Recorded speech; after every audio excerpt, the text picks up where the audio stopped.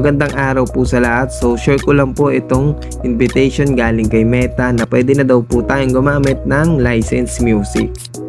So paano po ba ako nagkaroon ng ganito? I-share ko po sa inyo. Sa mga may ads on Reels na at dun po sa mga wala pa, tuloy-tuloy lang po yung upload nyo. Ang i-upload nyo po, lagi nyo tatandaan is sarili nyo pong video na may sarili nyo pong audio. Ang iiwasan nyo po is mag-upload po kayo ng mga video na may mga watermarks galing sa ibang application. Iiwasan nyo rin po yung nag-upload kayo ng video tapos lalagyan nyo ng music.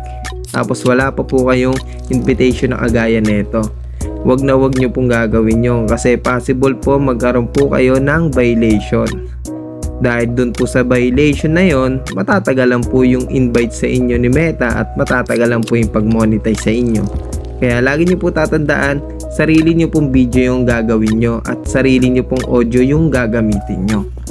Yun lang po, share ko lang po sa inyo. Maraming salamat sa mga followers at sa mga patuloy na nanonood ng video ko. Yun lang po, maraming salamat ulit at God bless.